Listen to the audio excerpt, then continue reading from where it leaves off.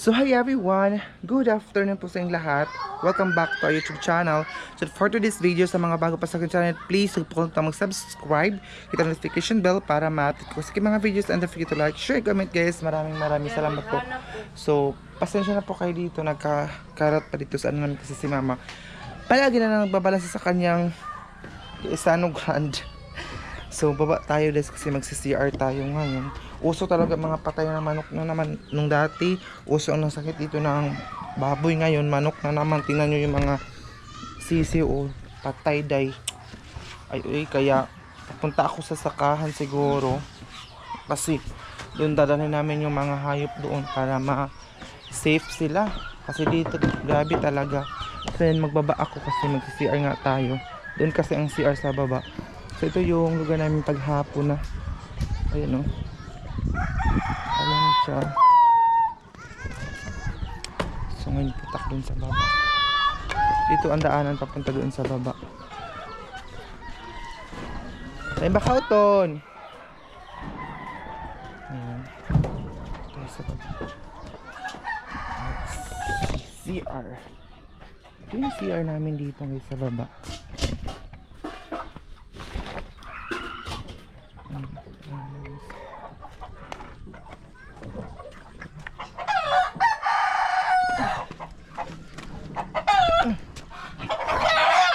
Hindi ko alam kung may CR ba.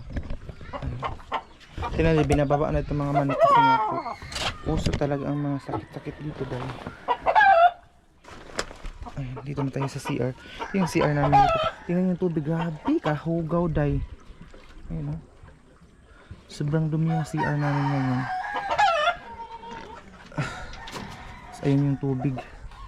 Grabing mga dala ng baha kasi bumaha na naman. So yun guys, tapos na akong nag-CR. Ito yung lugar po namin oh. Ayan. Patang spot na naman ng cafe dito.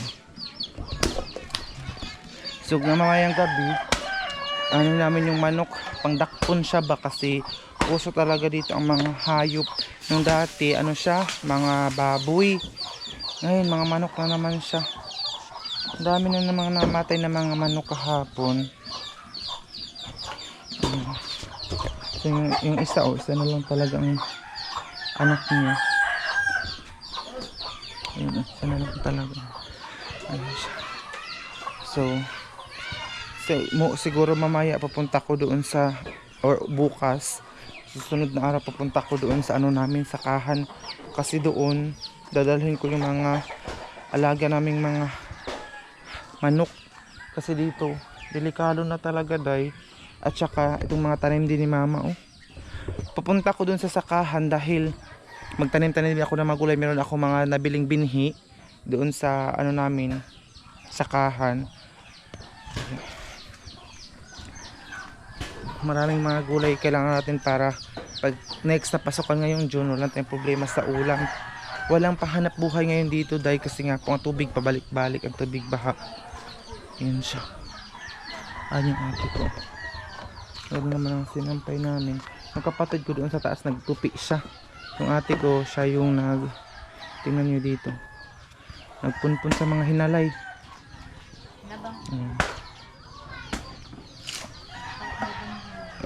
Ako yung trabaho ko dito guys, nagba-vlog, nagbi-video, nag-i-edit na naman. Hindi din madali yung trabaho ko. Sa mga sabi, magtrabaho ka para meron kang sa susunod na pasukan, meron daw akong pera. So itong vlogging day ay napakahirap din na trabaho. Sa totoo lang, isa din siyang trabaho din na walang ibang nakakagawa din.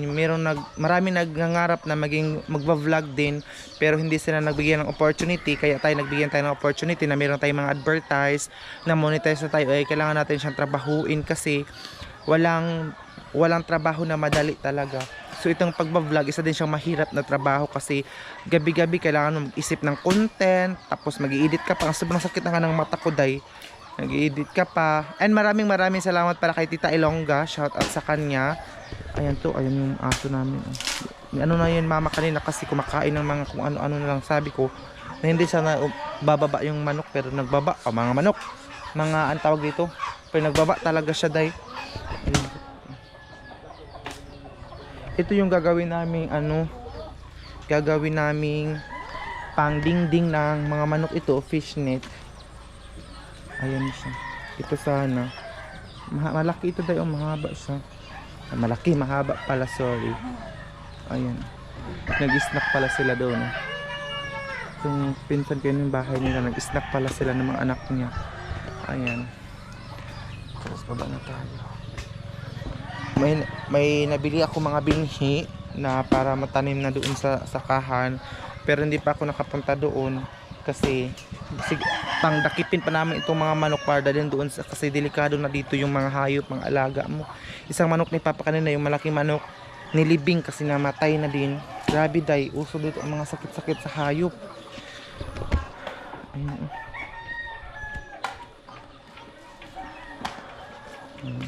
Nag-uusik ako mo. Ayun yung ate ko. Ambo, ato lang kan mo, sagat na. Sagdi. Kita ko sa inyo, may isang ano dito, may isang 2468. Ayun yung amin din yan, bago lang siya inano nga nila, pero kailangan pa siyang dakipin kasi pwede sa kan. Kita ko sa inyo yung patay na sisiw. Maraming patay dito na sisiw mga day kasi nga po dahil sa ang ano namin 7 na sisiw wala na. Ayan oh, tingnan nyo day, bigla-bigla na lang silang mga matay. Ayan sila oh, ayan siya. And then kanina na ano naman po kami ng mga sisiw na naman naglagay dito oh, kasi marami ng mga manok. Ayan oh, siguro yun ang dakpin namin sa mamaya para ilagay namin doon sa sakahan. Hindi ko alam kung magdala kami ng patod, basta ito lang siguro mga manok para safe siya ba, kasi hindi talaga maganda dito mag-alaga ng mga hayop kasi nga po delikado day ang mga sakit. Ay yung isa naming manok, isa na lang ang tig-isa na lang sila. Yan, isa na lang talaga sila. Ito po yung place namin pag galing po siya baha. Ayun oh, diba, napakatahimik, walang kung ano-anong makikita mo kundi mga mga putik, lupa. Nagutom ako dahil kasi gusto kong mag-ano ng isda, baga. Aday, si mama dito nagbalanse na naman siya. Sana soon malagyan na namin ito ng net or screen kasi wala pang screen dito oh. Kaya pag gabi tinatakpan na napapayan ng trapal. Ay, may bago na namang nangitlog dyan na manok oh. Ayan, ayun yung trapal na pantakip nila mama. So ayan siya, paghay na kanila. May calculator na siya. Ito yung padaamahan, no? Sino may padahan? May package pala kami na calculator. Hindi kasi may tag-iyaw sa tantan. Huwag siya tatawag. Mahirang gidan siya to. Tapos dito na tayo kasi magkakopy muna tayo dito. Or hindi ko alam. Oh! Why tuyo? Nga dagagmay.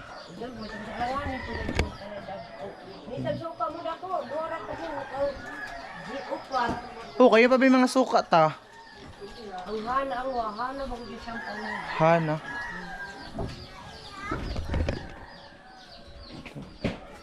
Magkakopy. Siguro, ayan. Bago lang nahugas yung ate ko.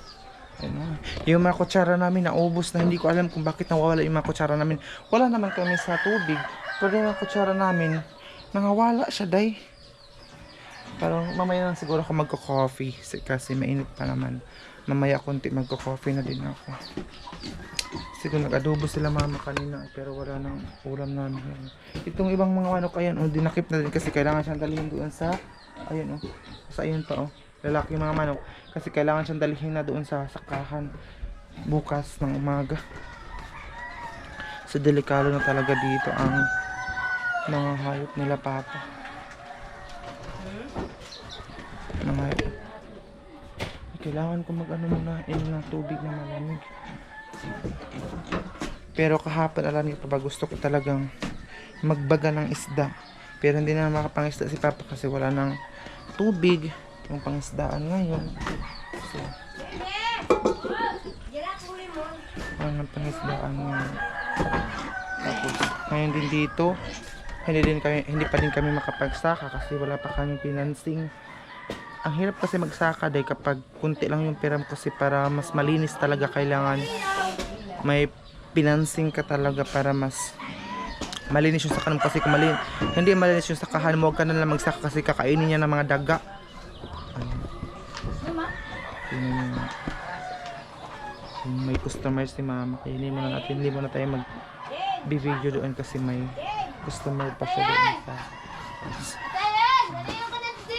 so and si yung ate ko siya yung tindera muna ngayon yung ate ko. So yun guys, nandito lang tayo sa baba. Ito sa yung Herman ko pero hindi pa nasa uli kahapon kasi ito may bisita. Ito sana ipagawa ko ito ba parang kulungan siya para hindi makalabas yung man dito. Punta sana ako doon ila Lia pero parang wala man si Lia doon sa bahay nila ayan yung lugar namin pag hapon yun naman yan day diba ay wala akong ngayon kasi gusto ko ng malamig pero ngayon pa kasi bumalik yung kuryente namin so 2 gabi wala kaming kuryente ay 3 bigyan ko yung buli mo 3 gabi pala wala kaming kuryente. Hala may tanim na pala yung tita ko ng tubo. Ito yung kitchen nila tubo tapos meron ding dito mga tanim sila mga gabi ay may mas wala dito sili guys. Ay doon ako pupunta sana ako doon sa bahay ng tita ko pero parang wala man siya doon mahiya man ako pag walang tao doon sa ang malaki na yung mga hindi ko alam hindi pa ako nakasurvey doon sa tinanim ni Papa na kamuting kahoy doon sa namin sa kahan so magsasurvey din ako dito medyo madumi na pero may mga tanim na pala dito mga mais ay yung bahay ng tita ko pero parang wala man siya doon palagi na lang tita baka nagmamadali syempre ganoon naman talaga ang buhay dito sa Agusan Mares kapag wala kang ginagawa sa bahay mo magmamarites ka rin sa kapitbahay para hindi ka ma-bored lalong na yung mahirapan ka yung pambili mo ng kape, asukar tapos nalun ka lang sa bahay mo stress ka talaga kaya yung mga tao dito sa amin minsan nagmamarites na lang sila sa kapitbahay nila para maibsan yung naman tingnan niyo kung kahit saan ako nandito talaga yung si Chloe sama sa akin dito nila tinapon niya Papa yung ibang mga manok na napatay na pero dami naming mga manok na napatay na dahil so ko muna ito ipakatay ko muna ito ang katay sa inyo yung pinatay pero sa amin yung ipaakyat minsan ipakatay tulad nito ganyan tabi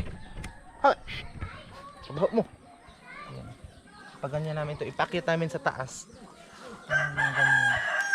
wala na kasing time si mama dito sa niya dito sa ganito kasi nga po meron na siyang negosyo para pero kapag umakyat ito sa taas mahirapan kang kumuha kasi ito day kahoy ayun siya pero ito na umakyat ito kasi kung dito lang baka mapatay siya baka kahit ano na lang ang dumadaan dito so mapatay din siya doon sa doon sa sakahan namin kapag wala akong ulam pwede naman tayo magdala lang tayo ng sardinas o pwede na tayo makumuha ng tangkong kahit na walang sardinas yung adobohon lang ang tangkong maraming tangkong doon na puti na tangkong sobrang taba diba pwede naman tayo ma-artist sa pagkain ayun yung kamatis ayan. Alam niyo po ba, pinapakita ko ito sa inyo itong mga pananim ni Mama kasi kapag makabalik na tayo doon sa boarding house, pagbalik ng klase natin, naman kayo, mamimiss niyo naman itong mahug ka mo nga ungki. Mamimiss niyo naman itong mga tanim ni Mama kasi Gia, namimiss ko na yung paligid ng mother mo, ganito ganyan, mamimiss niyo talaga ito. Ito, malapit na itong magbunga itong sitaw, Mama. Pero hindi na si Mama, tingnan nyo, madumi na siya kasi hindi na si Mama makapunta-punta dito sa likuran. Busy na kasi siya sa kanyang sa negosyo, alam niyo po ba si Mama, nagpapasalamat talaga ako sa Panginoon at sa suporta ninyo, especially kay Ate Ging, yung nag-sponsor ng ano namin, yung kay kunting puhunan namin. Wala, sana i-bless pa kami ni Lord na lumago pa yung tindahan namin para hindi na ako ma-stress o hindi na ako maproblema pag punta ko dun sa bayan. Kasi alam niyo ba guys, kapag mag-aaral ako, hindi minsan ako makapag-focus or hindi ako makakonsentrate yung mga ginagawa ko sa school kasi iniisip pa sila mama kung meron pa ba silang pagkain dito. At saka kasi ako din ako self-support, hindi pa na nakakaalam sa mga new subscriber pa natin. Self-support lang kasi ako guys. Ako yung nagpapaaral sa sarili ko. Through vlogging lang, yung sweldo lang natin sa YouTube. And also, yung parent ko din, nagbibigay din ako sa kanila ng pera sa pagkain na dito sa bahay. Kunti, hindi po malaki yung sahod ko dahil kunti lang, pero sa tulong ninyo, sa hindi nyo po skip ng ads. Kasi sa hindi po nakakaalam, sa mga ads lang po kami kumikita. Kung ini-skip niyo po yung ads, so wala po kaming pera, wala po kaming review. So yun guys, palagi kong sinasabi na yun lang nakakatulong sa atin yung mga review natin. Kung ini-skip niyo yan day, so hindi ako makakapera or wala akong sahod day. So ito yung bahay na tito ko na hindi pa siya tapos. Malaki din yung bahay nila oh. Ang mga bahay dito pinapataasan na po kasi pag bumaha dito, ano po talaga, yung madali po siyang mabahaan pag tawag dito, pag wala kang kawayan, wala yung bahay mo masira. Kasi nga po, unlod siya day.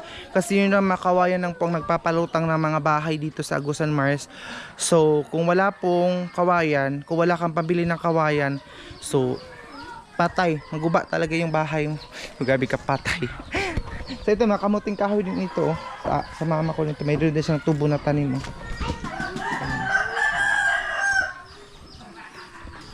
Ayan o. Hala, ang palaya ito ng tita ko. Oh, tingnan nyo ang palaya nila day. Ginalagyan na lang lambat o para hindi makapasok yung mga hayop. Ayan. Tapos ito yung upuan nila. Nilalagay na dito yung upuan nila day para tawag dito. Nilagay yung upuan nila doon. Tingnan nyo naman yun oh. Ayan yung upuan nila day. Okay. Kasi nga po tawag dito day, yung bumaha, ayun po yung bahay ng tito ko, naka-floating siya. Yung lumabaha, hindi po lumutang yung bahay na, kaya dito po yung mga mabigat kasi yan siya nara. Meron kasi nagpapautang dito sa amin ng appliance, hindi siya pa, furniture na, di mahugaw sa ungki. Ano po, furniture, nagpapautang dito sa amin. So si mama gusto niya mangutang, pero sabi ko sa kanya wag kang mangutang kasi dahil nakakatakot mangutang sa buhay ngayon, lalo na yung buhay dito sa Agusan Mars na wala ka masyadong pagkakitaan. Napakahirap mangutang kapatid na pawis ko dayo. Kasi sa isang araw, 4 na video yung ginagawa ko, 3 video kasi para meron akong stock na mga video dayo. Pero hindi siya super late talaga. Minsan mga update po yung iba. Yan, kasi may mga subscriber tayo na ayaw nila yung mga super late na mga vlog. Ito ang mga tubo din. Tingnan yung tubo. Ayun ang mga pananim nila dito. Mga tubo at saka ampalaya. Buka tayo din. Tingnan nyo yung manok na yan oh. Ano siya? 8 siya na manok, pero ngayon isa na lang ang nabilin. Isa na lang yung natira. Dahil nga po naday ang mga manok dito. Punta ko doon sa Ilalea. Ano yung bahay nila?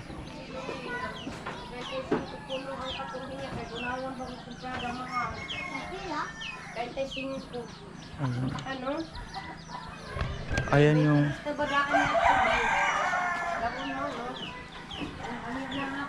kay mas si Lia. Okay mas si Lia. Tora ba? Tubay niyo? Tubay nila. Ayun pamangkin ni Lia day. Ang maganda sa pamangkin ni Lia day kasi hindi sila ano sa camera ba? Yung parang sanay na sila sa camera kasi sinasabihan sila ni Lia na kung mag-ano sa camera, wag silang ama, samok, kami ka-vlog kita. So, kasi nga po kapag mag-ano tayo day, minsan may mga bata na siguro sinasabihan sila ng parent nila na hindi mag-ano sa camera. Kaya minsan, takot sila sa camera day. Pero yung pamangkin ni Lia, walang katakot-takot sa camera kasi palagi yung sinasabihan ni Lia na ganyan yun. Ayun, nagsaing na yung kapatid ko. Nagsaing na siya, day. Nagpasiksi na naman siya. Tiyan, pakilos na. Ayun, nagpasiksi na naman siya, day. May mga basyo na naman tayo ngayon na. Bakit nagaganyan-ganyan yung suot niya? Ganito, ganyan. Oh. Ayan na siya, day. Oh. Siya yung nagsasaing ngayon pero hindi siya marunong maghaling. Dasit gan. Ayan siya. Hindi po siya buntis, mataba lang talaga yan, day. Ayan na. Sabi na buntis na siya, may live-in na siya, kaya hindi na pinapakita sa vlog. Grabe naman to mga chismosa dayo eh. So ayan. Pag yun, nakandalan ka lang. Ha? Okay? Hi po. Kumusta kayo lahat? Hindi ako buntis. Hindi po ako buntis. Sige! Di po ako buntis! Ayan siya. Hindi na po siya buntis. Ayan na. Maganda lang talaga. Maganda lang daw talaga. Ayan o. So ayan na yung mga tita ko. Nandito. Ayun, tita ko na pumunta sana ako sa bahay nila pero may tao dun sa kanila eh. Wala kami. Nagmarites pala sila. Hindi mo kaayos eh. Oo, may bisita kami. Sobrang kalat pa. Makalat pa yung bahay namin. Si mama nakapangamas na. Sip gana ini doon. So, ayan, okay na. Ito na yun. Ay, kisa diyan mo. Ayan, kumain siya dahil. Marami yan, kaya tumataba. Marami siyang kain kaya tumataba. Pagkatapos ng kumain, maglilinis siya dito. Pero tingnan yung face ko, grabe ka haggard. Dahil noon sa naman itong face karon. Kasi nga po, ganito yung face natin kasi kailangan natin magsumikap, kailangan natin mag-vlog. Kasi sayang yung wala tayong upload everyday. Kapag hindi ako maka-upload, masakit yung loob ko. Masakit yung loob ko. Masakit sa damdamin kasi yun na ang tanging paraan natin para magkapera tayo. Tingnan, leftover namin itong kaninong gabi na ito kagahi. Kasi sabi nyo, palaging ko daw siyang ipapakita sa vlog. Ayan na dayo. Nilinis na kasi may video. Ayan siya guys. Kasi po, makain na ba? Ang buta ko advertise. Hilig. Malaki siya kumain. Or kaya siya tumataba. Kasi tingnan nyo naman yan dayo. Dami nyo. Per leftover. Ang dami naming langaw. Kainin ko to. Kainin yan dun sa taas. Kakain daw siya day. Ayan. Ayun yung ano. Ayun na siya. Malaki kasi yung kiyain. Malaki kasi yung kain niya kaya siya sobrang tumataba talaga siya ngayon. Ayan. Tapos ayan, hello Agus and Mars. Hello world. Ayan.